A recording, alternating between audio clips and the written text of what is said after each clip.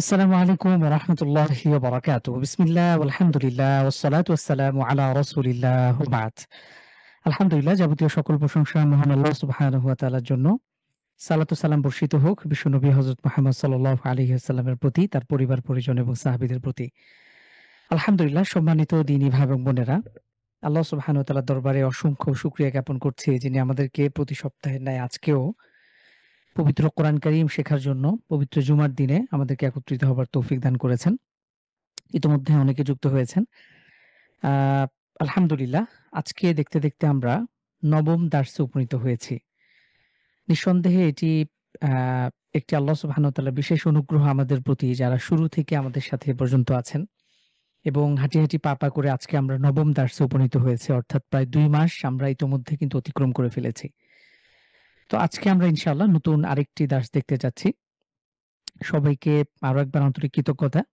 আমরা আজকে একটু লেট করে ফেলেছি। আমি সফরে ছিলাম।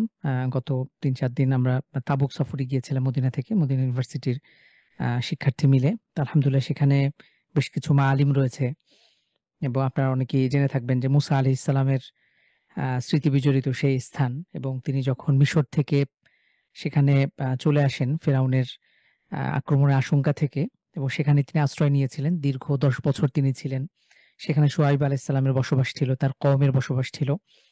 এরপরে নবী সাল্লাল্লাহু আলাইহি সাল্লামের সর্বশেষ যুদ্ধ, সেটাই ছিল তাবুকে, ৯ম হিজরীতে সংগঠিত হয়েছিল, এবং সেটাও বেশ বড়সড় একটি গাজওয়া বা জিহাদ, যেটি তৎকালীন সুপার পাওয়ার রোমানদের বিরুদ্ধে রাসূলুল্লাহ সাল্লাল্লাহু আলাইহি ওয়াসাল্লাম ৩০,০০০ সাহাবী নিয়ে সেখানে গিয়েছিলেন, এবং মদিনা থেকে প্রায় ৭০০ থেকে ৮০০ কিলোমিটার দূরে। আমরা যখন গাড়িতে যাই, আ মা আসলে বিস্ময়ের ব্যাপার যে এত দীর্ঘ পথ রাসূল সাল্লাল্লাহু আলাইহি সাল্লাম, এবং আসলেই এই যুদ্ধ ছিল সাআতুল উসরাও বলা হয়, যে কঠিন এক সময়। আ নানা কারণে এই যুদ্ধটি ইসলামে খুব তাৎপর্যপূর্ণ যুদ্ধ ছিল, জিহাদ ছিল, এবং এই যুদ্ধ একাধারে মুসলিমদের জন্য খুব কষ্টের আ ছিল। অর্থনৈতিক কষ্টের মুখোমুখি হয়েছেন তারা। এই যুদ্ধেই আমরা সেই ঐতিহাসিক ঘটনা, যেখানে আবু বকর রাদিয়াল্লাহু আনহু তার পরিবারের, আমরা সেই দানের ঘটনাটা জানি, যে রাসূল সাল্লাল্লাহু আলাইহি ওয়াসাল্লাম তাকে জিজ্ঞেস করলেন যে, "তুমি কি রেখে এসেছো ঘরে?" তো তিনি উত্তর দিলেন, "ইয়া রাসূলুল্লাহ, আমি তো সবকিছু নিয়ে এসেছি। আমি ঘরে আল্লাহ এবং তার রাসূলকে রেখে এসেছি।" তো সেই যে যুদ্ধেই ওসমান রাদিয়াল্লাহু আনহু তিনি একাধারে ১,০০০ উট দান করেছিলেন। এভাবে যার যা কিছু ছিল সবটুকু দিয়েই এই যুদ্ধে সাহাবা রাদিয়াল্লাহু আনহুম আজমাইন তারা অংশগ্রহণ করেছিলেন, এবং সেই দীর্ঘ পথ পাড়ি দিয়েই তারা আ এই যুদ্ধ লড়েছিলেন, এবং আলহামদুলিল্লাহ এই যুদ্ধে মোটামুটি বিনা লড়াই, আ বিনা আক্রমণেই মুসলিমরা বিজয় লাভ করেছিল। তো আসলে আমরা অবশ্যই চেষ্টা করব, যে সম্মানিত দিনী ভাই বোন আপনারা যারা আছেন, অবশ্যই আমরা চেষ্টা করব। তো বলছিলাম, কি বলছিলাম? আমাদের তাবুকের ঘটনাটা বলছিলাম, যে দেখুন, তৎকালীন সময়ে সেই সুপার পাওয়ার, আজকে আমরা আমেরিকাদের যেমন ভাবি যে এখন বর্তমান সময়ে সুপার পাওয়ার হচ্ছে আমেরিকা, ইউরোপ। তৎকালীন সময়ে সেই রোম এবং পারস্য, সেই রোমানদের বিরুদ্ধেই এই তাবুকের লড়াই ছিল। তো আমরা নববী জীবনী থেকে, রাসূলের সিরা থেকে আমরা আসলে ইসলামের পূর্ণাঙ্গ একটা চিত্র আমরা পাই। আপনারা অবশ্যই চেষ্টা করবেন ইনশাআল্লাহ নবীজি সাল্লাল্লাহু আলাইহি ওয়াসাল্লামের সিরা এটি খুব গভীরভাবে অধ্যয়ন করার। যেকোনো একটা আপাদমস্তক শুরু থেকে শেষ টপ টু বটম একটা সিরা গ্রন্থ আমাদের অবশ্যই, অবশ্যই পাঠ করা উচিত। সম্ভব হলে একাধিক পাঠ করা উচিত। অন্ততপক্ষে একটা তো অবশ্যই উচিত। তো আল্লাহ সুবহানাহু ওয়া তাআলা যেন আমাদেরকে অবশ্যই তৌফিক দান করেন। তো আমরা কথা না বাড়িয়ে আমরা শুরু করছি ইনশাআল্লাহ। আজকে আ ১০ই রজব আমরা দেখতে পাচ্ছি, রজব মাসের ১০ তারিখ। তার মানে এই রজব মাসের আর ২০ দিন বাকি আছে। মাঝখানে আরেকটা মাস শাবান মাস। মাঝখানে আরেকটি মাস বাকি, অর্থাৎ ১.৫ মাসের কিছু কম বেশি সময় আমাদের সামনে রয়েছে। আমরা এর আগেই কিন্তু আমাদের কোরআন কারীম শুদ্ধ করে শিখতে হবে। অবশ্যই আপনাদের মিশন সাকসেস করতেই হবে। আজকে ১০ই জানুয়ারি। তো আলহামদুলিল্লাহ আমরা আ দেখছিলাম। তো আমরা শুরু থেকে যদি দেখি আমরা কি, কি পড়েছি? আমরা আলহামদুলিল্লাহ আরবি ২৯ টি হরফ পড়ে ফেলেছি। হরকত পড়েছি। হরকত কাকে বলে? এক জবর, এক জের, এক পেশকে হরকত বলে। হরকতের উচ্চারণ টান ছাড়া দ্রুত পড়তে হয়। যেমন আ, ই, উ, বাবিবু, তাতিতু, সাফিফু, জাজিজু। এরপরে আমরা তানভিন দেখেছি। ২ জবর, ২ জের, ২ পেশকে তানভিন বলে। তানভিনের উচ্চারণও টান ছাড়া দ্রুত পড়তে হয়। যেমন আন, ইন, উন, বান, বিন, বুন, তান, তিন, তুন, সান, সিন, সুন, জান, জিন, জুন, হান, হিন, হুন, খন, খিন, খুন, দান, দিন, দুন, যান, জিন, জুন, রন, রিন, রুন এভাবে আমরা ২৯টি হরফ একাধিকবার পড়তে পারি। এটি পড়তে ২ মিনিটের বেশি লাগার কথা না। এরপরে আমরা চলে গিয়েছিলাম জজম বা সুকুন। এটি কাকে বলে? হরফের উপরে যদি গোল বা বাঁকা চিহ্ন থাকে সেটাকে জজম বা সুকুন বলে। এরকম সিম্বল থাকলে আমরা পূর্বের হরকতের সাথে একবার মিলিয়ে পড়ব। যেমন আস, ইস, উস, যেমন আত, ইত, উত। এমনিভাবে আমরা দেখেছিলাম আদ, ইদ, উদ, আক, ইক, উক। যদি কফ, ত, বা, জিম, দাল এই ৫ টি লেটারের সাথে যদি সুকুন আসে তাহলে সেটা একটু ব্যতিক্রমভাবে পড়তে হয়। অর্থাৎ সেখানে আমরা কলকলা করে পড়ি বা ধাক্কা দিয়ে পড়ি।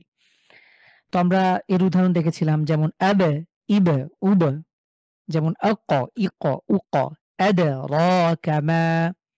আমরা এই উদাহরণ দেখেছি আলহামদুলিল্লাহ। এরপরে আমরা দেখেছি তাসদিদ। তাসদিদ কাকে বলে? হরফের উপরে এরকম ৩ দাগওয়ালা একটা বিশেষ সিম্বল রয়েছে যদি থাকে তাহলে সেটাকে আমরা দুবার পড়ব। একবার পূর্বের হরকতের সাথে মিলিয়ে আরেকবার তার নিজের হরকতের সাথে। উদাহরণ কি? যেমন আস্সা, আজ্জা, আদ্দা, রব্বা এই ধরনের উদাহরণ আমরা দেখেছি। যদি মিম এবং নুনের উপরে তাসদিদ হয় তাহলে এই দুটি হরফ একটি ব্যতিক্রম। এই দুটোতে আমরা গুণনা করে পড়ব। এটাকে ওয়াজিব গুণনা বলা হয়। যেমন আন্না, ইম্মা, ইন্না খুব সহজ নিয়ম আলহামদুলিল্লাহ। এরপরে আমরা চলে এসেছিলাম মাদে, মোস্ট ইম্পোর্টেন্ট একটা পার্ট কোরআন তাজউইদের ক্ষেত্রে যেটা না হলেই না, সেটি হলো মাদ। মাদ মোট কয় প্রকার আপনাদের নিশ্চয়ই মনে আছে? একটু অনুগ্রহ করে জানাবেন মাদ মোট কয় প্রকার? অর্থাৎ আমরা কয় ধরনের টান আমরা লক্ষ্য করি? কোথাও ১ সেকেন্ড, কোথাও আরেকটু কম বেশি। টোটাল আমরা কয় রকম মাদ লক্ষ্য করি? একটু ঝটপট জানিয়ে দেবেন ইনশাআল্লাহ। আমরা টোটাল ৩ রকম লক্ষ্য করি। মানে টোটাল ৩ রকম অর্থাৎ কোথাও ১ আলিফ, কোথাও ৩ আলিফ, কোথাও ৪ আলিফ। ১ সেকেন্ড, ৩ সেকেন্ড, ৪ সেকেন্ড এরকম ৩ রকমের আমরা মাদ লক্ষ্য করি অর্থাৎ দীর্ঘতার দিক থেকে। এটা প্রত্যেকটা আবার প্রকার রয়েছে। আমরা ইতোমধ্যে ১ প্রকার পড়ে ফেলেছি। ১ প্রকার মাদ টোটাল ৪ টি স্থানে আমরা টেনে পড়ব। মাদের হরফ, মাদের হরকত, মাদ্দে লিন, মাদ্দে আওয়াজ। এরপরে আমরা আজকে ইনশাআল্লাহ দেখার চেষ্টা করব ৩ আলিফ মাদ। খুবই মনোযোগ সহকারে দেখবেন। খুব অল্প পড়া ১০ মিনিটের জাস্ট আপনারা দেখলেই বুঝে যাবেন। তো পেছনের পড়াগুলো আমরা বারবার রিক্যাপ করি। এর উদ্দেশ্য হচ্ছে আপনারা যেন পেছনের পড়াগুলো প্রতিনিয়ত চর্চার মধ্যে রাখেন। সম্মানিত দিনী ভাই-বোন, আমরা দুনিয়ায় অনেক রকম পড়া, অনেক রকম জ্ঞান অর্জন করি। হয়তো আজকেই পড়েছেন, পরীক্ষা দিয়েছেন, আপনার কাজ শেষ, সেই পড়াটা আর কখনো প্রয়োজন হয় না। কিন্তু দিনই পড়াশোনার ক্ষেত্রে, দিনই জ্ঞানার্জনের ক্ষেত্রে আমাদের যেন কখনোই এমন না হয়। আমরা শিখব এটা আমৃত্যু কবরে যাওয়া পর্যন্ত এবং কবরের পরও আখিরাতেও আমাদের প্রয়োজন হবে। জান্নাতে বসে মানুষ কোরআন শরীফ পড়বে। যখন হিসেব হবে আল্লাহ সুবহানাহু ওয়া তাআলা নির্দেশ দেবেন, "ইকরা ওয়ারতাকি ওয়ারাত্তিল কামা কুনতা তুরাত্তিলু ফিদ দুনিয়া।" যে বান্দা তুমি কোরআন তেলাওয়াত করতে থাকো এবং পড়তে থাকো। আস্তে তুমি আরো আ উচ্চ পর্যায়ে তুমি সিঁড়ি টপকে তুমি জান্নাতের সুউচ্চ আসনে উপনীত হও। সুতরাং এটাকে আমাদের দুনিয়াবী অন্য কোনো পড়াশোনার সাথে, অন্য কোনো জ্ঞানের সাথে এটাকে আমরা তুলনা করে যেন না ফেলি। তো আমরা আজকে ইনশাআল্লাহ মাদের ২য় প্রকার ৩ আলিফ মাদটা দেখব। আর আগামী সপ্তাহে ৪ আলিফ মাদ দেখব। তাহলে আমাদের মাদের চ্যাপ্টার ক্লোজ হয়ে যাবে ইনশাআল্লাহ। এরপরে গুন্না থাকবে। গুন্নাটাও অনেক ইজি। ইনশাআল্লাহ দেখলেই পারবো। না বোঝার কিছু নাই। তো আমরা চলুন আমাদের একটু শিটে চলে যাই ইনশাআল্লাহ। আমি একটু পিডিএফটা ওপেন করে নিচ্ছি। তাহলে আলহামদুলিল্লাহ আমরা এক আলিফ মাদ দেখেছিলাম, তাই না? এক আলিফ মাদটা আরেকটু ১ মিনিটে দেখে আসি। মাদ মানে টেনে পড়া আমরা জানি। তো এক আলিফ মাদ টোটাল ৪ টি স্থানে আমরা টেনে পড়ব দেখে এসেছিলাম। একটি হলো মাদের হরফ। মাদের হরফের উদাহরণ কি? আমি বলেছিলাম অবশ্যই উদাহরণটা আয়নার মতন যেন আপনার সামনে থাকে। জবরের পরে খালি আলিফ, জেরের পরে সুকুনযুক্ত ইয়া, পেশের পরে সুকুনযুক্ত ওয়াও। এটাকে বলা হয় মাদের হরফ। এটাকে কি বলা হবে? মাদের হরফ। মাদের হরফ ৩ টে আলিফ, ওয়াও, ইয়া। যদি জবরের পরে খালি আলিফ, জেরের পরে সুকুন যুক্ত ইয়া, পেশের পরে সুকুন যুক্ত ওয়াও থাকে তাহলে আমরা এক আলিফ টেনে পড়ব।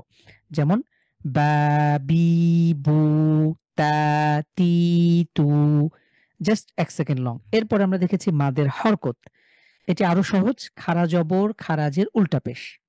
যেখানে আমরা খাড়া জবর, খারাজের উল্টা পেশ দেব সেটাই হলো মাদের হরকত ১ আলিফ। যেমন হা, হি, হু, যা, জি, জু। এরপরে আমরা পরবর্তী দার্সে দেখেছিলাম মাদ্দে লিন। লিনের হরফের পরে এই দুটি মাদ হলো ওয়াকফের সাথে সম্পর্কিত। শুধুমাত্র শব্দের শেষে সংঘটিত হবে।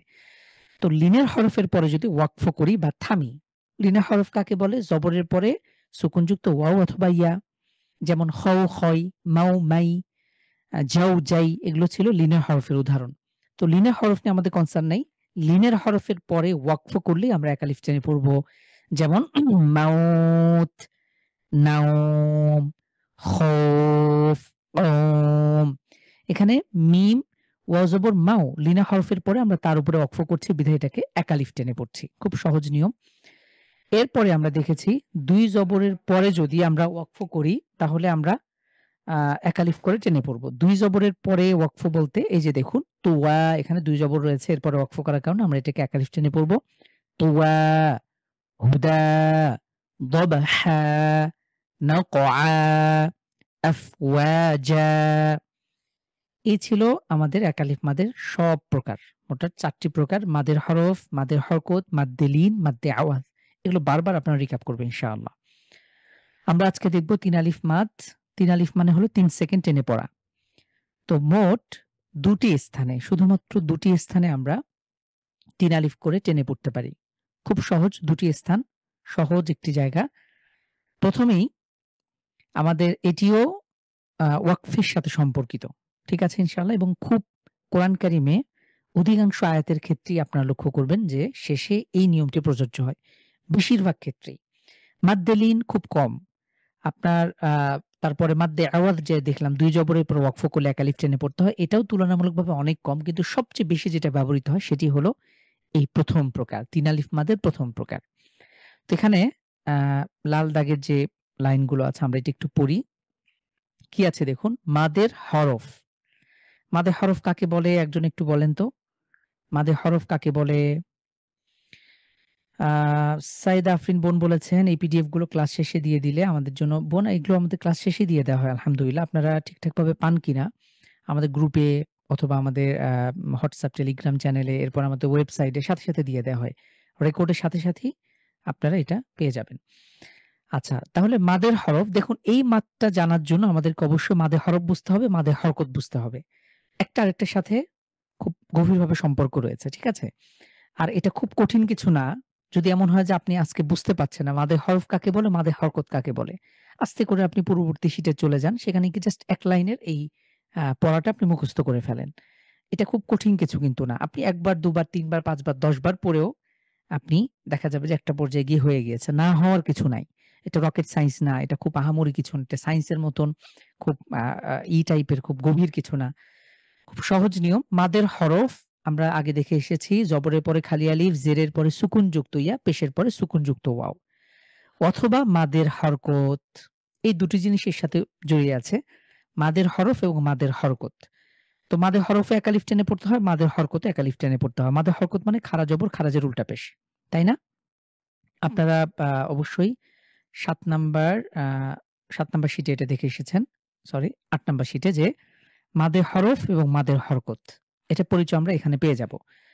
তো আমরা এখানে যেটা দেখছি সেটা হলো মাদের হরফ বা মাদের হরকতের পরে যদি আমরা ওয়াকফ করি, অর্থাৎ সেখানে এক আলিফ মাদ হবে। এক আলিফ মাদের পরে যদি আপনি ওয়াকফ করতে চান, তাহলে সেখানে এক আলিফকে ৩ আলিফ টেনে পড়ব। এটা ওয়াকফের সাথে সম্পর্কিত একটা জিনিস। অর্থাৎ সেখানে আগে থেকেই এক আলিফ মাদ আছে। সেটা মাদের হরফ হতে পারে, মাদের হরকতও হতে পারে। এক আলিফ মাদের পরে আপনি ওয়াকফ করছেন। তো ওয়াকফ করার কারণে আপনি জাস্ট এটা বুঝিয়ে দিতে হবে যে এখানে এক আলিফ মাদ ছিল, আমি এখানে ওয়াকফ করছি। এ কারণে ৩ আলিফ টেনে পড়বেন। দেখুন আমরা সূরা ফাতিহা পড়ি। সূরা ফাতিহার সবগুলো আয়াতের শেষে এই নিয়মটি প্রযোজ্য। এরকম অসংখ্য সূরা আছে কোরআন কারিমে। আমি একটু আগেই বললাম কোরআন কারিমের সবচেয়ে বহুল ব্যবহৃত নিয়ম হলো এটা। যেমন দেখেন বা জবর বা, ইয়া আলিফ জবর ইয়া, এটা কি মাদ্দে লিন নাকি মাদ্দে আওয়াজ? একটু বলেন তো সবাই। ইয়া আলিফ জবর ইয়া, এক আলিফ। এটা মাদ্দে লিন নাকি মাদ্দে আওয়াজ? একটু ঝটপট ৩০ সেকেন্ড সময় দিলাম। আপনারা একটু জানাবেন ইনশাআল্লাহ। একজন বোন বলেছেন মাদ্দে লিন। খুব চিন্তা ভাবনা করে বলতে হবে, হ্যাঁ? জবরের পরে খালি আলিফ এসেছে। মাদ্দে লিন নাকি মাদ্দে আওয়াজ নাকি ভিন্ন কোন নিয়ম? মাদ্দে আসলি। নাজমুল হুদা ভাই বলেছেন মাদ্দে আসলি। মাদ্দে আসলি মানে এক আলিফ মাদ্দে হরফ বা মাদ্দে হরকত। উম না, আ মাদ্দে আওয়াজ না, মাদ্দে আওয়াজ না। মাদের হরফ। একজন বোন বলেছেন মাদের হরফ, রাইট। তো এটা হবে আলিফ ভাই বলেছে মাদ্দে আওয়াজ। না, মাদ্দে আওয়াজ হলো ২ জবরের পরে ওয়াকফ করলে। এই প্রত্যেকটা আলাদা, আলাদা করে আমাদেরকে বুঝতে হবে, হ্যাঁ? মাদ্দের হরকত হলো যদি খাড়া জবর খাড়া যে উল্টা পেশ থাকে। মাদ্দে লিন হলো লিনের হরফের পরে ওয়াকফ করলে। এখানে লিনের হরফ হয়নি। জবরের পরে যদি সুকুনযুক্ত ওয়াও অথবা ইয়া থাকে তাহলে লিনের হরফ। এখানে লিনের হরফও হয়নি। মাদ্দে আওয়াজও হয়নি। আমি একটু আপনাদেরকে বাজিয়ে দেখলাম। আমি ভুল বলেছি। প্রশ্নটাই মূলত ভুল ছিল। এখানে মাদ্দে লিনও হয়নি, মাদ্দে আওয়াজও হয়নি। হয়েছে মাদের হরফ। তাহলে অবশ্যই আমাদের পেছনের পড়াগুলো একটু ভালো করে বুঝতে হবে। জবরের পরে খালি আলিফ। জেরের পরে যদি সুকুনযুক্ত ইয়া থাকে, পেশের পরে যদি সুকুনযুক্ত ওয়াও থাকে, তো আমরা এটা বারবার কিন্তু পড়ি। আপনি যদি একটু মনোযোগী হন, এই নিয়মটা বারবার আমরা পড়ছি। তো ইনশাআল্লাহ না হওয়ার কিছু না, আপনার হয়ে যাবে। তো এখানে জবরের পরে খালি আলিফ হয়েছে। মাদের হরফ এক আলিফ, নুন ২ পেশ নুন, বায়ানুন। আমরা স্বাভাবিকভাবে এভাবে পড়তে পারি। কিন্তু এখানে যেহেতু ওয়াকফের চিহ্ন আছে, আমরা নুনের উপরে সুকুন করব। অর্থাৎ এখানে যদি থামতে চাই তাহলে নুনের উপরে সুকুন দিয়ে আমরা ইয়াকে এক আলিফ ছিল, এটাকে আমরা ৩ আলিফ টেনে পড়ব। কারণ এক আলিফ মাদের পরে ওয়াকফ করে পড়ছি। পরে উদাহরণ দেখেন আরেকটু ক্লিয়ার হবে। দেখেন সদ জের কি হবে? সুই। ইয়া আলিফ জবর ইয়া, মাদের হরফ এক আলিফ। আগে থেকে এক আলিফ আছে, তাই না? আর নিয়মটা কি দেখলাম? এখানে উপরের লাল মার্ক করা একটু নিয়মটা দেখেন। মাদের হরফ বা মাদের হরকতের পরে, অর্থাৎ এক আলিফের পরে যদি ওয়াকফ হয় তাহলে ৩ আলিফ টেনে পড়বো। এটার নাম হলো মাদ্দে আরদি। তাহলে সুইয়ামুন, ইয়া এক আলিফ ছিল। ওয়াকফ করার কারণে আমরা ৩ আলিফ টেনে পড়বো সুইয়াম। আচ্ছা, পরের শব্দটা দেখেন। সিন জবর সা, লাম আলিফ জবর কি হবে? লা, মাদের হরফ এক আলিফ। তো এখানে মিম ২ পেশ মুন, এক মাদের হরফের পরে আমরা ওয়াকফ করছি। মিমের উপরে ওয়াকফ করলে সুকুন হয়ে যাবে। আর লামকে কয় আলিফ টেনে পড়বো? আমরা লাকে কয় আলিফ টেনে পড়বো ওয়াকফ করার কারণে? এক আলিফকে কয় আলিফ টেনে পড়বো তাহলে আমরা একটু চ্যাট বক্সে জানান সবাই ইনশাআল্লাহ। তাহমিনা বোন বলেছেন ৩ আলিফ। মাশাআল্লাহ। তাহিন সুলতানা বোন বলেছেন মাশাআল্লাহ ৩ আলিফ। তাহলে এক আলিফের পরে যদি ওয়াকফ হয় তাহলে সেটাকে ৩ আলিফ টেনে পড়তে হবে। আলিফ ভাই বলেছেন ৩ আলিফ। মাশাআল্লাহ। শাকিল মন্ডল ভাই বলেছেন ৩ আলিফ। বারাকাল্লাহ ফিক। তাহলে খুব সহজ নিয়ম, তাই না? এক আলিফের পরে যদি ওয়াকফ করি, আপনি এটা নিজের ভাষায়ও লিখতে পারেন। মাদের হরফ বা মাদের হরকতের পরে, বা এটাকে আপনি একত্রে মিলিয়ে বলতে পারেন যে এক আলিফের পরে যদি ওয়াকফ হয় বা থামি, এক আলিফের পরে যদি থামতে চাই তাহলে সেটাতে ৩ আলিফ টেনে পড়তে হয়। যেমন সালাম। এবারে সূরা ফাতিহার ১ম আয়াতটা একটু কল্পনা করেন তো। আলহামদুলিল্লাহি রাব্বিল আলামিন। মূলত ছিল আলামিনা। ওয়াকফ করার কারণে ৩ আলিফকে এক আলিফকে আমরা ৩ আলিফ টেনে পড়ছি। আলামিন। আচ্ছা, পরের শব্দটা দেখেন। গ পেশ গু, লাম আলিফ জবর লা এক আলিফ, মিম ২ পেশ মুন, গুলামুন। যেহেতু লা এক আলিফের পরে ওয়াকফ করব আমরা, এখানে ওয়াকফের চিহ্ন আছে, তাহলে এটাকে আমরা ৩ আলিফ টেনে পড়ব। গুলাম। এই যে আলামিন শব্দ সূরা ফাতিহার ১ম আয়াতের সর্বশেষ শব্দ আলামিনা। এখানে নুন জবর কিন্তু না আছে। আপনি যদি কোরআন কারীম খোলেন আলামিনা আছে। যেহেতু আমরা ওয়াকফ করব এখানে, এ কারণে মাদের হরফের পরে ওয়াকফ করার কারণে আমরা ৩ আলিফ টেনে পড়ব। আলামিন। তাহলে মূল নিয়ম হলো যদি মাদের হরফ বা মাদের হরকতের পরে ওয়াকফ হয় তাহলে আমরা ৩ আলিফ টেনে পড়ব। আহসান হাবিব ভাই বলেছেন এটা কি? গুলাম নাকি গুলাম? এটা গইন। এটা ঘ না, গও না। এটা কণ্ঠের একদম আমরা জানি খ এবং গ, এটা কণ্ঠের শেষ থেকে উচ্চারিত হয়। গইন খ। তো গুলাম, এটা ঘুলাম না, আবার বাংলার গুলামও না। গুলাম কণ্ঠের শেষ থেকে একটু তফাৎ আছে। আচ্ছা, এখান থেকে আরেকজন ভাই পড়বেন। আপনারা একটু কাইন্ডলি হ্যান্ড রেইজ করেন। আজকে আমাদের লিঙ্কটা একটু চেঞ্জ হয়েছে। খুবই ভালো যে আপনারা সঠিক লিঙ্কে জয়েন করেছেন। আমি ভয়ে ছিলাম। আমাদের পূর্বের লিঙ্কে আলাদা একটা মিটিং চলছিল। তো আলহামদুলিল্লাহ আপনারা সঠিকভাবে আমাদের এইজন্য গ্রুপে আপনার টেলিগ্রাম চ্যানেল এবং হোয়াটসঅ্যাপ চ্যানেলে যুক্ত থাকা খুব জরুরি। অনেক সময় এরকম ইমার্জেন্সি কোনো বিষয় থাকলে আমরা গ্রুপে ঘোষণা দিয়ে দেই। বারাকাল্লাহু ফিকুম। আপনারা যারা সচেতনভাবে যুক্ত হয়েছেন। হাসান ভাই আনমিউট করে এটা পড়বেন ইনশাআল্লাহ। আসসালামু জি। আলাইকুম। ওয়ালাইকুম আসসালাম ওয়া রাহমাতুল্লাহ। রহিম। মাশাআল্লাহ। তাহলে নিয়মটা কি হচ্ছে? নিয়মটা কি হলো? র জবর র, হা জের, এখানে জের আছে, ইয়ার উপরে সুকুন আছে। নিয়ম অনুযায়ী এক আলিফ টানার কথা ছিল, কিন্তু যেহেতু তার পরের হরফে গিয়ে আমরা থেমে যাচ্ছি, এই জন্য হুম, 3 আলিফ। বারাকাল্লাহু ফিক। খুবই সুন্দর মাশাআল্লাহ। হ্যাঁ। তাহলে আমরা এক আলিফের পরে ওয়াকফ করার কারণে ৩ আলিফ টেনে পড়ছি। রহিম। এজন্য সূরা ফাতিহার আয়াতগুলোর সব শেষে আর-রহমানির রহিম। ঠিক এই নিয়মেই ৩ আলিফ টেনে পড়ব। ওকে, হ্যাঁ, সামনে যাবেন। ইন হুম, আযা এটা হলো আযাব।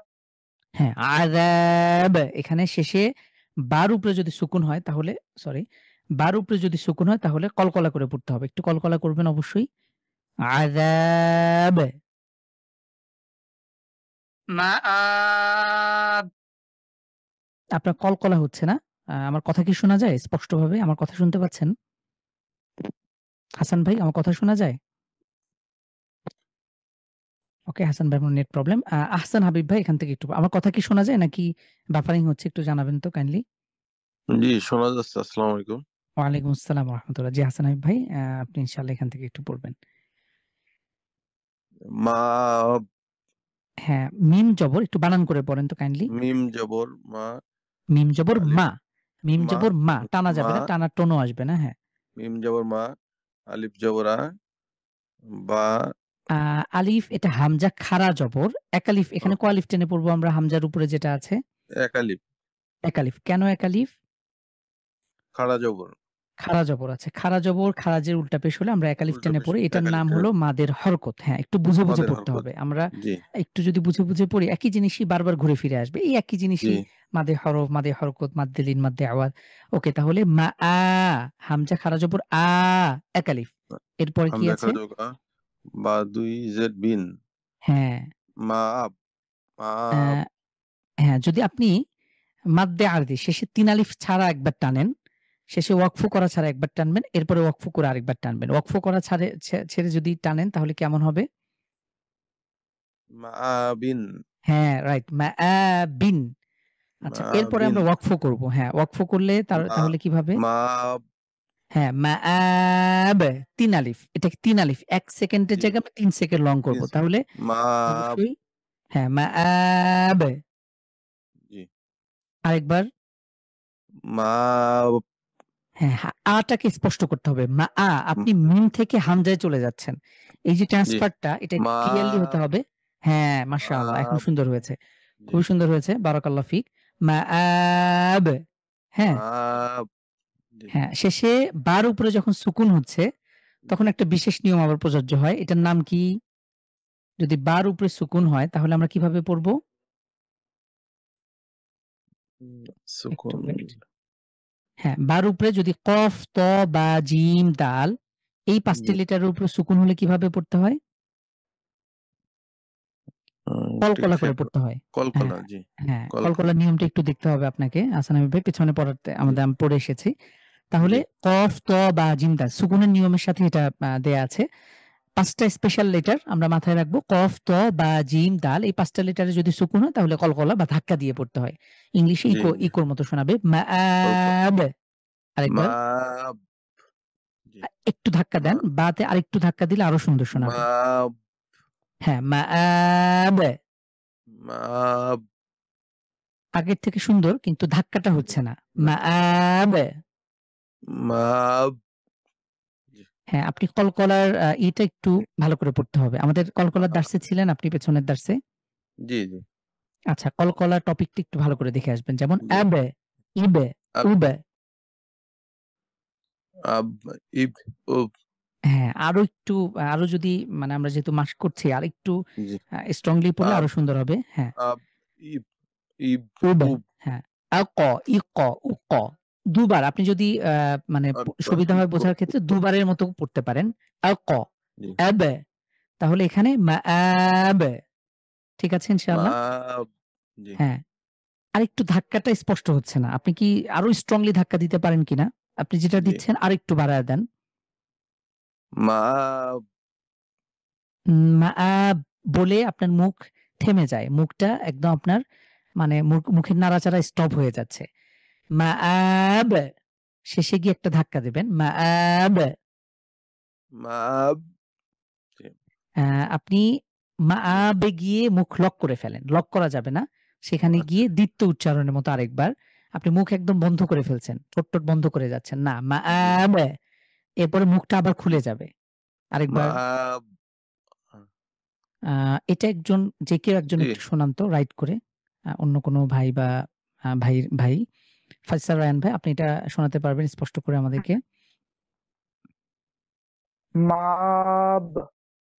হ্যাঁ। হাসান হাবিব ভাই, আপনি খেয়াল করেছেন এখানে মাআব, আমি যদি মাআব বলি এটা একরকম। আবার যদি আমি মাআব এটা শুনতে আরেক রকম। এটা কি আপনি স্পষ্ট বুঝতে পারেন? এই পার্থক্যটা স্পষ্ট বুঝতে পারেন জি, কিনা? জি বুঝতে পারছি, কিন্তু উচ্চারণে একটু সমস্যা হচ্ছে। আচ্ছা, এটা অবশ্যই মাব। আপনি জি। হ্যাঁ, আপনি যেটা করেন এই বাতে এসে আপনি মুখ লক করে ফেলেন। মুখ আপনি লক হয়ে এখানে যাচ্ছে। জি। হ্যাঁ, এটা করা যাবে না। আচ্ছা, জি। এটা আপনি নোট করে রাখবেন ইনশাআল্লাহ। এটা আরো জি। পড়তে হবে। এরপরে আইন জবর আ, হ্যাঁ, জিম ইয়া জের জি, না এটা জিম না, এটা হলো জ। জ জ জ ইয়া- জ জের জি, জ জ ইয়া এসে জের জি, কাকে ধরবে? জ এসে কাকে ধরবে? ইয়া ইয়াকে ধরবে। কেন ধরবে? কারণ এখানে সুকুন হয়েছে। সুকুন তো আমি আছে। যখন এটা পড়ছি তখন আমার চোখটা এভাবেই কাজ করবে যে এরপরে কি আছে? এরপরে যেটা থাকবে সেভাবে আমি পড়ব। জেরের পরে আছে সুকুন, তাহলে জ ইয়াজের জি। জি। হ্যাঁ, এক আলিফ। রাইট, এক আলিফ। কেন এক আলিফ? মাদের হরফ। হরফ। জেরের পরে সুকুনযুক্ত ইয়া। এরপরে কি হয়েছে? মিম দুই পেশ মুন। মুন, টান হবে না। মিম দুই পেশ মুন। মুন। মান মিন মুন, নান নিন নুন। নুন। এভাবে আমরা তানবিনের দার্সে দেখে এসেছিলাম। তাহলে একসাথে পড়লে আজিমুন। আজিমুন। আর আচ্ছা, যদি ওয়াকফ করলে আজিম। আচ্ছা, প্রথমটা ওয়াকফ না করলে হবে আযীমুন। মুনে টান হবে না। তানবিনে আমরা কি পড়েছি? তানবিন কাকে বলে একটু বলেন তো? দুই জবর দুই জের দুই পেশকে তানবিন বলে। হ্যাঁ, তানবিন হলে কি করে পড়তে হয়? এক আলিফ টেনে পড়তে হয়। না, তানবিনে তো এক আলিফ টেনে পড়তে হয় না। হরকত, তানবিন, জজম, তাসদীদ এগুলোতে কোনোভাবেই টান হবে না। টান তো আসবে ওকে। মাদে গিয়ে। মাদ দিয়ে তানবিন মালিক। হ্যাঁ, আপনি একটু পেছনের পড়াগুলো দেখে আসবেন। আমরা যদি তানবিনে চলে যাই, ২ জবর ২ জে ২ পেশকে তানবিন বলে। তানবিনের উচ্চারণ টান ছাড়া দ্রুত পড়তে হয়। এটা একটু জি। মুখস্থ করতে হবে। বাচ্চাদের মতো হলেও কিছু করার নাই।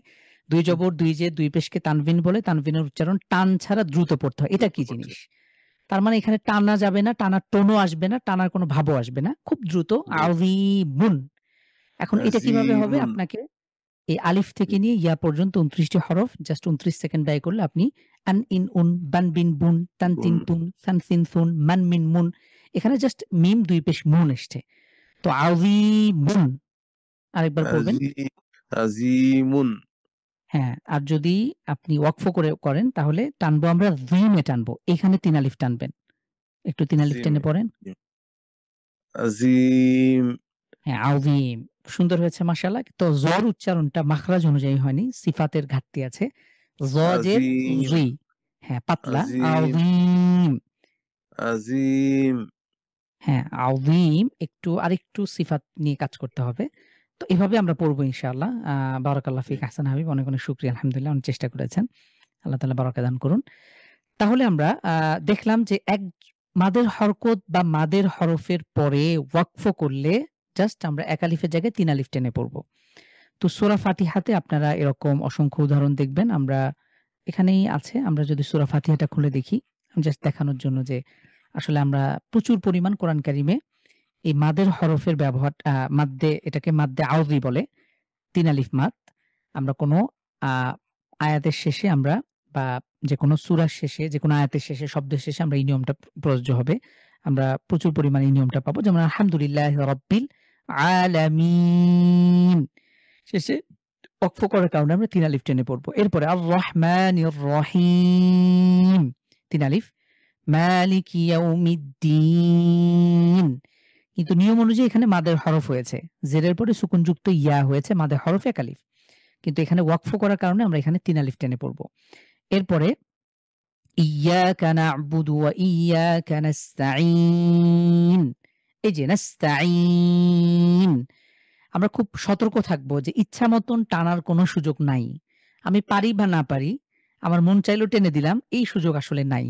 এখনো পর্যন্ত আপনারা অবাক হয়ে যাবেন। গ্রামের অনেক মসজিদে আ আমি যদি আমার এলাকার কথাও বলি, অনেক গ্রামের অনেক মসজিদ আছে যেখানে ইমামদের পড়াও শুদ্ধ হয় না।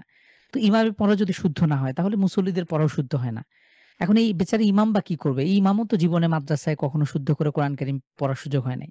ইনি বছরের পর বছর ধরে ৩০ বছর ৪০ বছর ধরে মসজিদে পড়ে আছে আর বেতন দেয়। আপনার এমনও আছে, আমি ছোটবেলায় দেখেছি মসজিদে আমাদের গ্রামের বাড়ি একদম। ওই মসজিদ এমন অবস্থায় ছিল, এখনো হয়তো কিছুটা মুসল্লি বেড়েছে। একজন ইমাম, একজন মুসল্লি।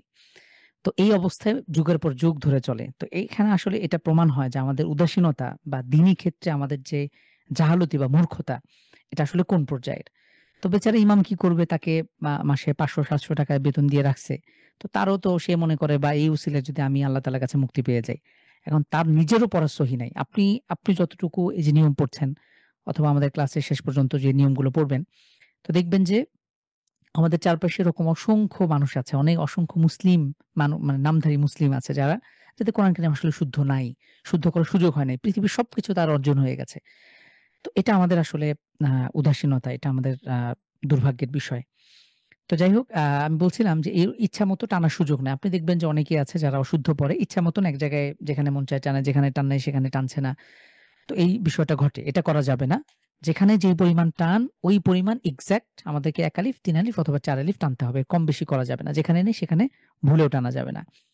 আচ্ছা, মুস্তাকিম, ইহদিনাস সিরাতাল মুস্তাকিম। এখানে আমরা ৩ আলিফ টানি কেন? কফ ইয়াজের কি মাদের হরফ হয় আর এরপরে সুকুন বা আমরা ওয়াকফ করি, এই কারণে এখানে ৩ আলিফ টেনে পড়ি। সিরাতাল্লাযীনা আন'আমতা আলাইহিম গায়রিল মাগদুবি আলাইহিম ওয়ালাদ-দাল্লিন। আমাদের মূল নিয়ম হলো যে ৩ আলিফ টান নিয়ে পড়ছে। আমরা ৪ আলিফে এখনো যাই নাই। তো এখানে শেষেও ৩ আলিফ। যেহেতু মাদের হরফের পরে আমরা ১ আলিফ, মাদের হরফের পরে আমরা ওয়াকফ করছি। এজন্য ১ আলিফকে ৩ আলিফ টেনে পড়ব। তো এই হলো মূল নিয়ম। তো আমরা একটু পরবর্তী আ ইতে যাই। এখানে কিছু শব্দ দেওয়া আছে। এই তো দেখাই যাচ্ছে এখানে সূরা ফাতিহার বেশ কিছু আয়াতের অংশ রয়েছে। ফুল আয়াত নাই, আয়াতের কিছু অংশ আছে কোথাও, কোথাও। তো এটা একজন ভাই একটু পড়বেন। ফয়সাল রায়হান ভাই, আপনি একটু পড়েন তো ইনশাআল্লাহ। আসসালামু আলাইকুম। ওয়ালাইকুম আসসালাম ওয়া রাহমাতুল্লাহ। আর রহমানির রহিম। আরেকটু জোরে একটু কম শুনতে পাচ্ছি।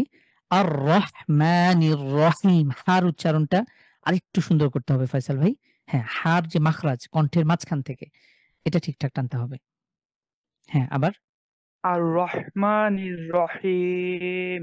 হ্যাঁ, মাশাআল্লাহ সুন্দর। এরপরে রব্বিল আলামিন। হ্যাঁ, রব্বিল আলামিন। খুবই সুন্দর। শেষে আমরা কয় আলিফ টানবো? শেষে আমাদের মূল বিষয় হলো শেষের যে টান, ৩ আলিফ। কয় আলিফ টানবো? ৩ আলিফ। কেন? মাদের হরফের পরে আমরা ওয়াকফ করছি। হুম? তো এটাই নিয়ম দেখছিলাম। মাদের হরফ বা মাদের হরকতের পরে যদি ওয়াকফ করি সেখানে আমরা ৩ আলিফ টেনে পড়ব। এরপরে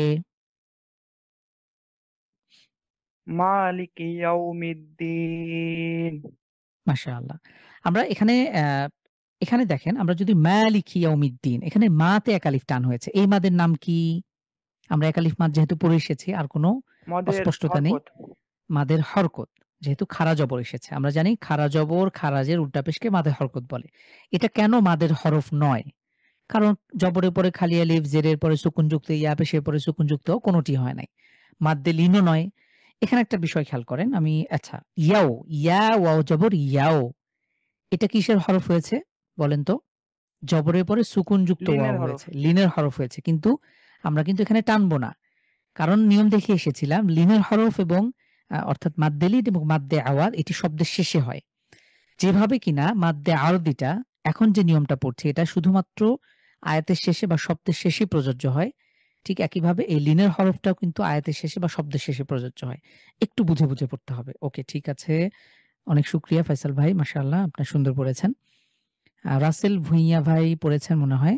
আ মোহাম্মদ মোর্শেদ ভাই আনমিউট করে পড়বেন ইনশাআল্লাহ। বিসমিল্লাহির রহমানির রহিম। মাশাআল্লাহ। বিসমিল্লাহির রহমানির রহিম। শেষে কয় আলিফ টান হবে মোর্শেদ ভাই? ৩ আলিফ। তিন আলিফ। কেন টানবো তিন আলিফ? রহিম। এখানেও ঠিক এই নিয়মটাই প্রযোজ্য হয়েছে, তাই না? এটা এই মাদের নাম কি?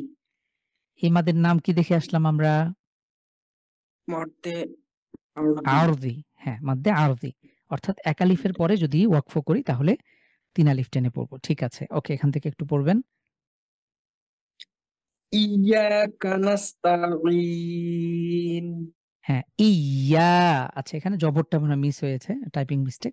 তাহলে এখানে ইয়া, হামজা ইয়াজের ই, আবার ইয়া আলিফ জবর ইয়া, ইয়াকা। এখানে আমরা এক আলিফ টেনে পড়বো। কেন? এখানে মাদের হরফ হয়েছে, জবরের পরে খালি আলিফ। ইয়াকা নাস্তাঈন। ওকে, আরেকবার। ইয়াকা নাস্তাঈন। মাশাআল্লাহ, সুন্দর। এরপরে ইহদিনাস সিরাতাল মুস্তাকিম। মাশাআল্লাহ। আচ্ছা, এখানে আপনাদের জন্য একটু কুইজ। আমাকে একটু বলেন যে এই টোটাল এখানে অনেক একটা বড় আয়াত দেখতে পাচ্ছি, তাই না? সূরা ফাতিহার একটা আয়াতের পুরো একটা আয়াত। ইহদিনাস সিরাতাল মুস্তাকিম। এখানে যতগুলো নিয়ম আছে আপনারা সবগুলোই পড়েছেন। এখন আমাকে বলেন এখানে এক আলিফ, তিন আলিফ সবকিছু মিলে এখানে কয় জায়গায় টান হয়েছে? একটু দ্রুত এক নজরে স্ক্যান করে একটু আমাকে বলে দেন।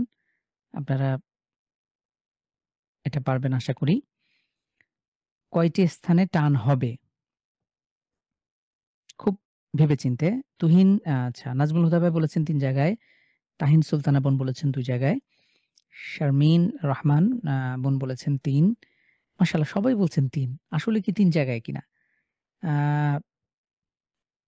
হাসান সাকিব ভাই বলেছেন ৩ জায়গায়। MIK মিক ভাই ভাই তিনি বলেছেন ৩। হুমায়ুন কবির ভাই বলেছেন ৩। না। অনেকে বলেছেন ২, অনেকে বলেছেন ১। এরকম কেন হলো? একটু চিন্তা ভাবনা করতে হবে আমাদেরকে। একটু দেখেন, আমরা যদি শুরু থেকে আসি। হামজা ইয়াজের এখানে টান নাই, দাল জের দি এখানে টান নাই। নুন সদ জবর নাস এখানে তো টান হবে না। যেহেতু আমরা এই সংখ্যাটা লাগার সম্ভাবনা ছিল, আমারও মনে হচ্ছিল। নুনের পরে নুন আলিফ জবর না, এক আলিফ হওয়ার কথা। কিন্তু আমাকে একটু পেছনে সামনের দিকে তাকাতে হবে যে এরপরে কি আছে? লাম আলিফ এটা ফাঁকা, যেহেতু খালি এটা নিয়ে আমাদের চিন্তা নাই। আবার সদ উপরে তাকিয়ে আছে, নিচে জের আছে। তাহলে এই নুনটা এসে সরাসরি সদকে ধরবে। ইহদিনাস সুই, ইহদিনাস সুই। তাহলে এখানে কোথাও টান নাই। র আলিফ জবর র, এখানে মাদের হরফ এক আলিফ। তাহলে আমরা এক জায়গায় পেলাম, এক জায়গায় টান। এটা এক আলিফ টান। ওকে, ইহদিনাস সিরা। ত এসে কাকে ধরবে? ত এসে লামকে ধরবে। ত লাম জবর তল, সিরাতল। মিম সিন পেশ মুস, তা জবর তা, কফ ইয়াজের কি, মাদের হরফ এক আলিফ। মিম জবর মা, যেহেতু আমরা শেষে ওয়াকফ করব এ কারণে এক আলিফকে তিন আলিফ টেনে পড়ব। তাহলে পেলাম এক জায়গায় এক আলিফ প্লাস আরেক জায়গায় তিন আলিফ। তো এই ছিল ২ জায়গার। ঠিক আছে? তো এই দুটি স্থানে আমরা টেনে পড়ছি, এক জায়গায় এক আলিফ আরেক জায়গায় তিন আলিফ। এই বিষয়টা বুঝতে হবে। আপনি যদি এখন এই আয়াতটা পড়তে চান, ইহদিনাস সিরাতাল মুস্তাকিম, তাহলে নিজেকে প্রশ্ন করতে হবে যে এখানে কয় জায়গায় টান আছে আর আমি কয় জায়গায় টানছি। আবারও পড়ি, ইহদিনাস সিরা, এখানে এক আলিফ এক জায়গায় আমরা টানবো। সিরাতাল মুস্তাকিম, শেষে তিন আলিফ টানছি। তাহলে টোটাল দুটি জায়গায় টেনে টেনে পড়তে হবে। তো এভাবে একটু বুঝে বুঝে আমরা যদি পড়ি ইনশাআল্লাহ, তাহলে খুব বেশি বেগ পেতে হবে না। ধীরে ধীরে আমাদের কাছে খুব ইজি হয়ে যাবে। তো আমরা এতক্ষণ যাবৎ একটা নিয়ম পেলাম। একটা নিয়ম পড়তে বেশ সময় খেয়ে ফেলেছি আমরা। আরেকটা নিয়ম খুব সহজে বুঝে যাব আশা করি। তো এক মাদের হরফ বা মাদের হরকতের পরে যদি আমরা থামি বা ওয়াকফ করি তাহলে এক আলিফকে তিন আলিফ টেনে পড়ব। উদাহরণ একদম প্রথম ২টা ৩টা উদাহরণ একদম মুখস্থ করে ফেলবেন ইনশাআল্লাহ। বারবার করে পড়বেন। এরপরে আমরা আমাদের নেক্সট নিয়মে চলে যাই।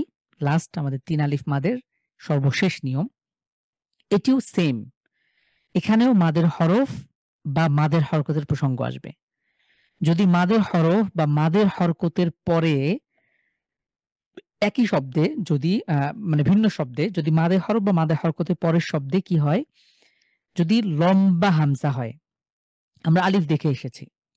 তো মাদে হরফ বা মাদে হরকতের পরে আগের নিয়ম দেখলাম যে মাদে হরফ বা মাদে হরকতের পরে ওয়াকফ করলে, আর এখানে মাদে হরফ বা মাদে হরকতের পরে যদি লম্বা হামজা থাকে তাহলে আমরা সেই মাদে হরফ বা মাদে হরকতকে তিন আলিফ টেনে পড়ব। এটা মূল নিয়ম। এটা আপনারা মুখস্থ করে ফেলবেন ইনশাআল্লাহ, খুব সহজ। এটা যদি বেশি কষ্ট হয়ে যায় তাহলে একটা সহজ নিয়ম আছে। একদম মানে বাঙালিয়ানা নিয়ম। সেটা হলো হরফের উপরে এই নিয়মে হরফের উপরে আপনি একটা ঢেউয়ের চিহ্ন দেখবেন। ঠিক আছে? এটা কিন্তু সব জায়গায় নাই। এজন্য আমাদের মূল নিয়মটা মুখস্থ রাখা জরুরি। এটা হলো আমাদের মূল নিয়ম। মাদের হরফ বা মাদের হরকতের পরে লম্বা হামজা আসলে, সহজ না, এটাকে কঠিন কিছু বলেন। মাদের হরফ আমরা পড়ে এসেছি, মাদের হরকতও পড়ে এসেছি। খারা জবর খারাজি উল্টা পেশ। আর মাদের হরফ হলো আলিফ ওয়াও ইয়া, যদি জবরের পরে খালি আলিফ, জেরের পরে সুকুনযুক্ত ইয়া, পেশের পরে সুকুনযুক্ত ওয়াও। এই মাদের হরফ এবং মাদের হরকতের পরে যদি লম্বা হামজা আসে তাহলে আমরা ৩ আলিফ টেনে পড়ব। তো উদাহরণে চলে যাই আমরা। আর এছাড়া সহজ নিয়ম হলো আমরা সাধারণত যদি ইন্তপাক কোরআন ইউজ করি, বাংলাদেশের যে নুরানি হাফিজি কোরআন যেটা ব্যবহার করা হয়, আপনারা যদি সৌদি আরবে আসেন দেখবেন যে সৌদি আরবে যে সর্ববৃহৎ কোরআন প্রিন্টিং প্রেস মোজাম্মা মালিক ফাহাদ, তো এই মালিক ফাহাদ প্রিন্টিং প্রেস তারা বছরে প্রায় কোটিখানেক কোরআন তারা ছাপায়। তো এখান থেকে নরমালি ২ ধরনের কোরআন ছাপানো হয়। ২ ধরনের মধ্যে একটা হলো আমরা যেটা বাংলাদেশে সাধারণত পড়ি এই ধরনের ফন্টটা ঠিক এরকম দেখতে। আমরা ওই ফন্টেই আমরা এই কায়দাটা পড়ছি। আরেকটা হলো সৌদিতে আরব বিশ্বে একটা প্রচলিত কোরআন আছে। ওটা অনেক ইজি, যদি কেউ বুঝতে পারেন ওখান থেকে পড়তে পারেন, যদি কঠিন মনে হয় তাহলে এটাই পড়বেন। যেটাই পড়েন হয়ে যাবে। তো এই ২ ধরনের কোরআনই ছাপানো হয়। তো দুটোর ইন্দোপাক, এটাকে আমরা বলি ইন্দোপাক কোরআন। তো আমাদের সাধারণত ভারত উপমহাদেশে এই ধরনের কোরআনটা ইউজ হয়। ভারত, বাংলাদেশ, পাকিস্তান, এই ইন্দোনেশিয়া, মালয়েশিয়া এই আশেপাশের দেশগুলোতে। তো এখানে দেখেন আমরা কি পড়লাম, যদি মাদের হরফ বা মাদের হরকতের পরে লম্বা হামজা আসে। এখানে দেখেন তো লাম আলিফ জবর লা, কয় আলিফ? সবাই একটু সাড়া দেন। লাম আলিফ জবর লা, মাদ এখানে জবরের পরে খালি আলিফ। এখানে মাদের হরফ এক আলিফ। তো এরপরে দেখতে পাচ্ছি যে লম্বা হামজা হয়েছে। যখনই আমরা এক আলিফের পরে লম্বা হামজা দেখব আমরা সতর্ক হয়ে যাব যে এখানে মনে হয় ভিন্ন কিছু একটা ঘটতে যাচ্ছে। মাদের হরফ বা মাদের হরকতের পরে বা এক আলিফের পরে লম্বা হামজা থাকলে সেটাকে আমরা ৩ আলিফ টেনে পড়ব। যেমন লা উকসিমু। পরবর্তী উদাহরণ দেখেন, হামজা জের ই, সহজ। জাল আলিফ জবর যা, মাদের হরফ এক আলিফ, যেহেতু জবরের পরে খালি আলিফ হয়েছে। কিন্তু এরপরে আমরা লম্বা আলিফ দেখতে পাচ্ছি, লম্বা হামজা, তাহলে এখানে আমরা ৩ আলিফ টেনে পড়ব। আর সহজ নিয়ম হলো এই যে বাঁকা চিহ্ন আছে একটা ঢেউয়ের চিহ্ন, ঢেউয়ের চিহ্ন দেখলেই আমরা ৩ আলিফ টানবো। এটা সহজ নিয়ম। এটা একদমই যদি কেউ নিয়মটা পড়তে কষ্ট হয়ে যায় তাহলে এই নিয়ম এই সিম্বল দেখে আমরা পড়তে পারি। একটা বাচ্চাকেও যদি ৩ বছরের বাচ্চাকেও যদি বলেন যে বাবা এই চিহ্ন দেখা মাত্রই ৩ আলিফ টানবে, তাহলে দেখবেন যে সে মজায় মজায় দেখা মাত্রই বলবে যে এই তো পাইছি একটা জিনিস, ৩ আলিফ টানতে হবে এখানে। তো আমরাও ঠিক এই চিহ্ন দেখে সতর্ক হতে পারি। অথবা মূল নিয়ম হলো যে এক আলিফের পরে বা মাদের হরফ বা মাদের হরকতের পরে যদি লম্বা হামজা দেখি তাহলে ইযা, এটাকে আমরা ৩ আলিফ টেনে পড়ব। যেহেতু জাল আলিফ জবর যা, এরপরে লম্বা হামজা আছে। ইযা, হামজা লাম পেশ উল, কফ ওয়াও পেশ উ। এখানে কয় আলিফ হবে সবাই একটু বলেন তো? কফ ওয়াও পেশ, পেশের উপরে সুকুন যুক্ত ওয়াও আছে। আলিফ ভাই বলেছেন এক আলিফ, আফরোজা যুক্তিপূর্ণ বলেছেন মাশাআল্লাহ এক আলিফ, বারাকাল্লাহ ফিক এক আলিফ, হুমায়ুন কবির ভাই বলেছেন এক আলিফ, তাহলে এক আলিফ। তো এটা হলো মাদের হরফ, পেশের পরে সুকুন যুক্ত ওয়াও। একটু বুঝে বুঝে পড়তে হবে। আপনাদের কাছে বিরক্ত লাগছে কিনা জানি না। একটু বুঝে বুঝে পড়লে ১-২-৪ লাইন যদি বুঝে ফেলেন তাহলে এটা সেম জিনিস বারবার আসবে। পরবর্তীতে আর সন্দেহের কিছু নাই। এরপরে দেখেন হামজা লাম জবর আল, লাম জবর লা, আল্লাহ। জাল ইয়া জের জি, মাদের হরফ এক আলিফ। এরপরে লম্বা হামজা দেখতে পাচ্ছি, তাহলে আমি সতর্ক হয়ে যাব, এখানে ৩ আলিফ টেনে পড়তে হবে। আল্লাযী আত'আমাহুম, আত, এখানে আমরা তর উপরে সুকুন হয়েছে, কলকলা করতে হবে। ঠিক আছে? আত, কলকলা। আল্লাযী আত'আমাহুম। এরপরে ফায়াজের ফি, কয় আলিফ? ফায়াজের ফি কয় আলিফ একটু জানাতে হবে। ফাইয়াজের ফি এক আলিফ, কিন্তু এরপরে আমরা কি দেখতে পাচ্ছি? মাদের হরকত এসেছে, তাহলে আমরা এটাকে ৩ আলিফ টেনে পড়ব। আমরা নিয়ম দেখে আসলাম, যদি মাদের হরফ বা মাদের হরকতের পরে যদি আমরা বা ই হয় তাহলে আমরা সেটাকে ৩ আলিফ টেনে পড়ব। ফি আয়াতিনা, তাহলে এই ৩ আলিফের জায়গায় দুটো নিয়ম মাস্ট আপনাদের মনে রাখতে হবে। যদি আপনার মাদে হরফ বা মাদে হরকতের পরে যদি ওয়াকফ হয় তাহলে আমরা ৩ আলিফ টেনে পড়ব, অথবা যদি লম্বা হামজা দেখতে পাই তাহলে আমরা সেটাকে ৩ আলিফ টেনে পড়ব। ঠিক আছে ইনশাআল্লাহ? আচ্ছা, এরপর থেকে একটু ভাইদের মধ্য থেকে একটু পড়তে থাকেন ইনশাআল্লাহ। আমাদের মোটামুটি এই দুটো নিয়ম। রাসেল ভুঁইয়া ভাই হ্যান্ড রেজ করেছেন, অন্যরা হ্যান্ড রেজ করতে পারেন একটু। হ্যাঁ, রাসেল ভুঁইয়া ভাই আপনি একটু আনমিউট করবেন। হ্যাঁ। আসসালামু আলাইকুম ভাইয়া। হ্যাঁ, ওয়ালাইকুম আসসালাম রাহমাতুল্লাহ। জি, এখান থেকে। মা আগনা। হ্যাঁ, মা মিম আলিফ জবর মা, এক আলিফ। তো এক আলিফের পরে যেহেতু আমরা লম্বা হামজা দেখতে পাচ্ছি তাহলে আমরা ৩ আলিফ টেনে পড়ব। আর উপরে তো চিহ্নটা আছেই। চিহ্নটা দেখা মাত্রই আমরা বুঝে যাব ৩ আলিফ। মা না। ওকে, এরপরে হ্যাঁ, হ্যাঁ, তারপরে এরপরে ফি ইজানি। হ্যাঁ, এখানে একটু খেয়াল করেন। এক আলিফের জায়গায় এক আলিফই টানতে হবে, ৩ আলিফের জায়গায় ৩ আলিফই টানতে হবে। কম বেশি করা যাবে না। ঠিক আছে? এটা বারবার আপনাদের প্রতি আমাদের মেসেজ। কোথাও কম বেশি করে টানা যাবে না। এটা আমাকে আগেই সতর্ক হতে হবে যে আমি আসলে কয় আলিফ টানতে যাচ্ছি, এখানে কি হয়েছে।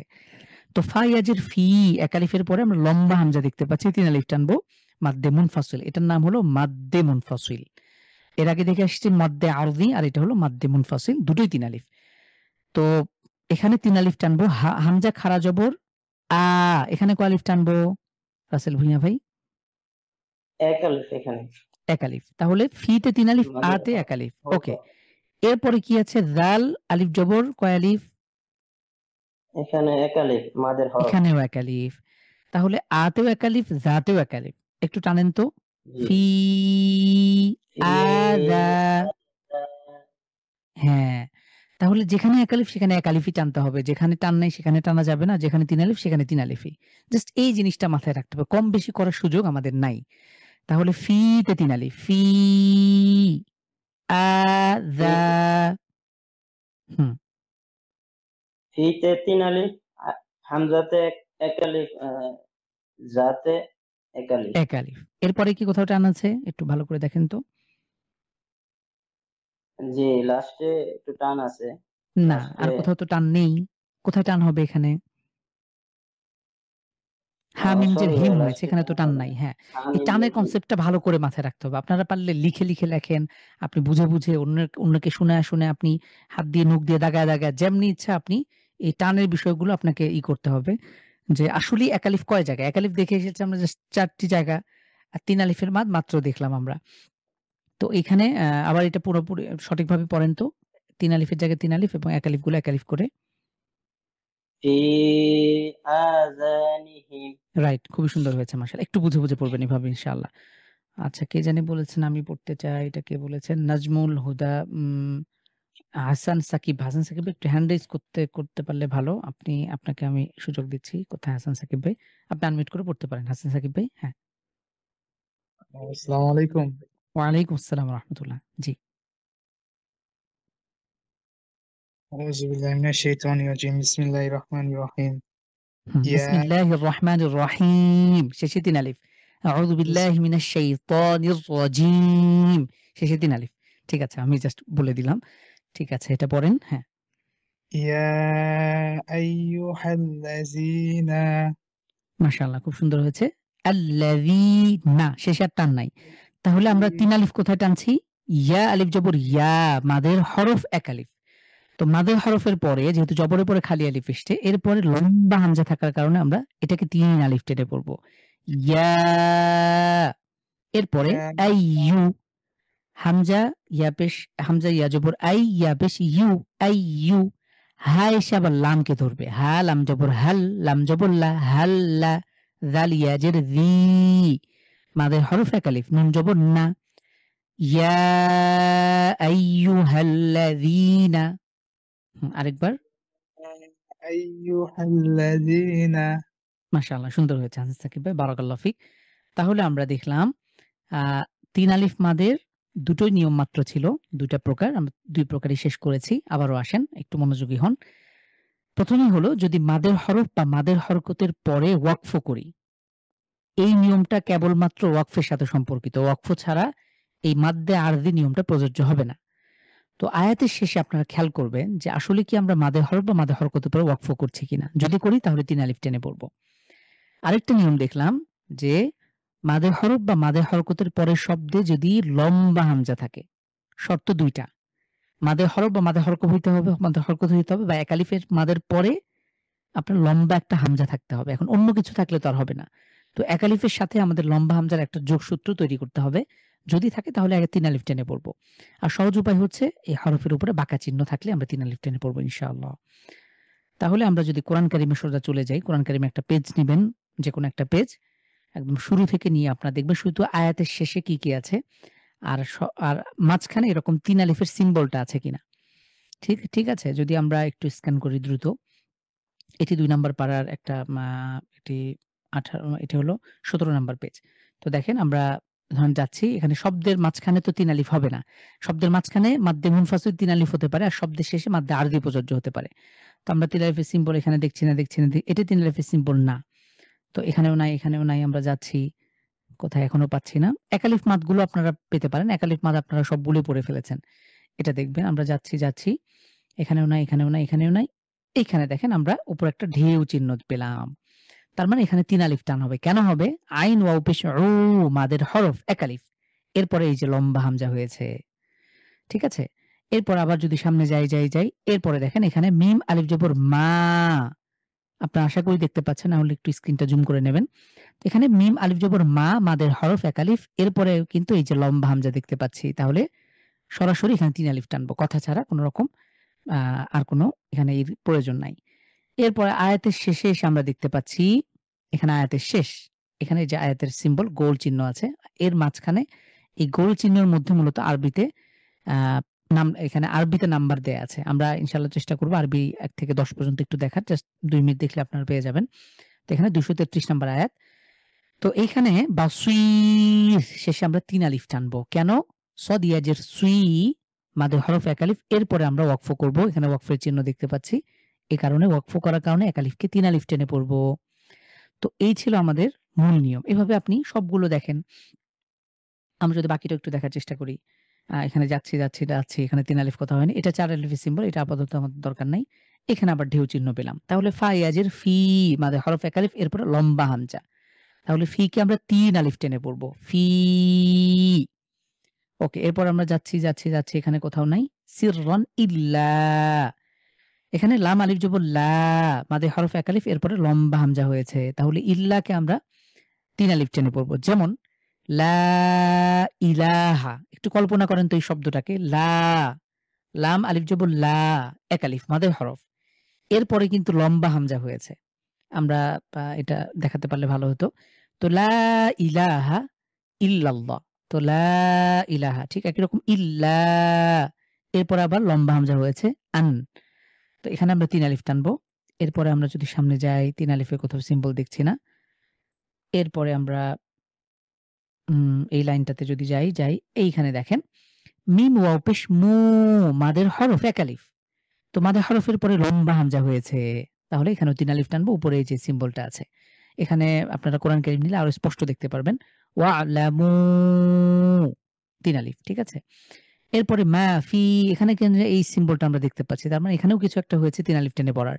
ফা ইয়াজের ফি মাদে হরফ এক আলিফ, এখানে লম্বা হামজা দেখতে পাচ্ছি। এই কারণে এখানে ৩ আলিফ টেনে পড়বো। ইয়ালামু মা ফি।